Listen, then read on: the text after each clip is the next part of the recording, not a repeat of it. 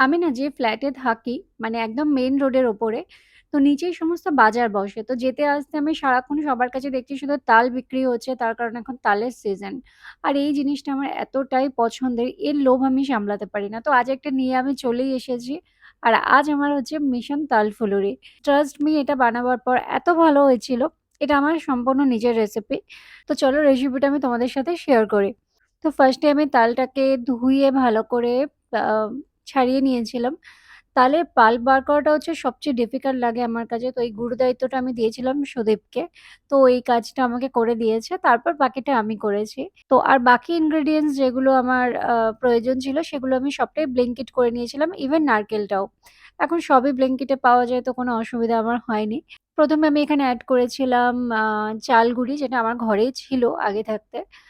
আর add করেছিলাম একটু ১০০ গ্রাম মতন সুজি অ্যাড করেছিলাম। এটাকে আমি একটু উষ্ণ গরম জলে ভিজিয়ে রেখেছিলাম। তারপরে আমি নিয়েছিলাম ১ বাটি আটা।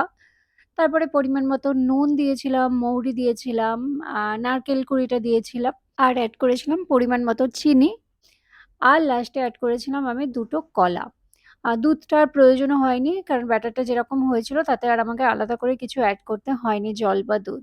ব্যাটারটাকে ভালো করে মেখে ফেটিয়ে নিয়েছিলাম। তারপর আর কি সাদা তেলে এটাকে ভেজেছিলাম।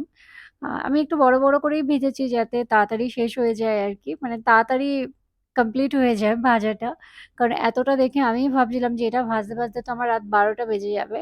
তো বানাবার পর ট্রাস্ট মি, খুব ভালো হয়েছিল এটা। সুদীপও খেয়ে বলল হ্যাঁ খুব ভালো হয়েছে, বেশ ক্রাঞ্চি হয়েছিল। তো কোনোদিন এইভাবে ট্রাই করে দেখো আর আমাকে জানিও কেমন হয়েছিল। দেখা হবে আবার একটা পরের ব্লগে। টাটা।